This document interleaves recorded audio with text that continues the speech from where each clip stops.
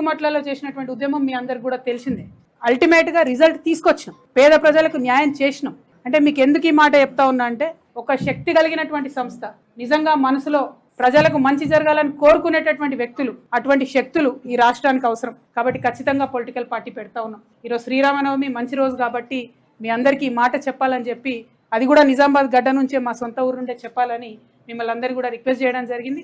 April 25వ తారీఖు నాడు ఉదయం 10 గంటలకు ముహూర్తం ఉన్నది. కాకపోతే పొద్దున్నే 10కే ఉంది ముహూర్తం కాబట్టి మా కార్యకర్తలతో చేసుకుంటా ఉన్నాం. మేడ్చల్లో మునీరాబాద్ అనేటటువంటి ఒక ఊర్లో, మేడ్చల్లో మునీరాబాద్ అనేటటువంటి ఒక ప్లేస్లో ORR దగ్గర ఉంటుంది. చాలా పెద్ద ఫంక్షన్ హాల్ దొరికింది, 20 ఎకరాలు ఉన్నట్టుంది. మా కార్యకర్తల కాడికే ఒక 30-35 వేల మంది పడతారు. మిగతా జనరల్గా పబ్లిక్ మీటింగ్ మళ్ళీ పెట్టుకుంటాం పొద్దున 10కి. కాబట్టి మా జాగృతి వాళ్ళు సిస్టమేటిక్ కార్యకర్తలు, ప్రతి గ్రామంలో ఉన్నటువంటి జాగృతి కార్యకర్తలు, ఉద్యమకారులు, ప్రజాస్వామ్యవాదులు, ఈ రాష్ట్రంలో రాజకీయాల్లో మార్పు రావాలనుకునే వాళ్ళందరినీ కూడా మనస్ఫూర్తిగా ఆహ్వానిస్తూ ఉన్నాం.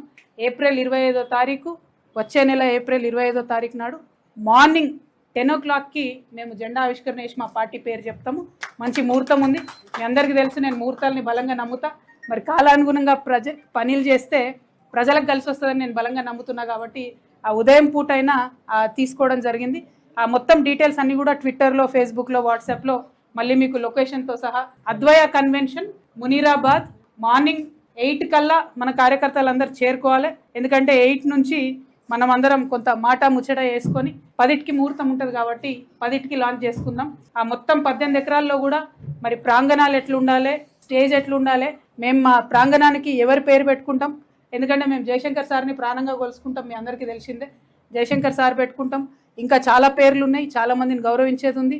అవన్నీ కూడా డిసైడ్ చేసి ఈ నెక్స్ట్ 28 డేస్ టైంలో మీ అందరికీ కూడా వివరాలు ఇవ్వడం జరుగుతుంది. మా దగ్గర జాగృతి నుండి ప్రతి గ్రామం నుంచి కార్యకర్తలు తరలి రావాలి. పొద్దున్నే ఉంది కాబట్టి మంచిగా పొద్దుగాలు లేచి సద్దన్నం తిని బయలుదేరండి. వచ్చినాక మీటింగ్ అయినా ఉడకన్నం తిందాం. కాబట్టి ప్రతి ఊరు నుంచి ఎక్కడ జాగృతి కార్యకర్తలు ఉంటే అక్కడ బయలుదేరి రావాలి. ఎవరి గురించి ఆలోచించొద్దు. మనకెవరో వచ్చి ఏదో బండ్లు పెడతారు, ఏదో చేస్తారు అనుకోవద్దు. ఇది మన పని, మన రాష్ట్రం పని, మన కోసం మనం చేసుకునే పని. కాబట్టి ఖచ్చితంగా ఈ రాష్ట్ర రాజకీయాలు మార్చాలి. ముఖ్యంగా యువ మిత్రులకు నేను చెప్తా ఉన్నాను, రిక్వెస్ట్ చేస్తూ ఉన్నాను.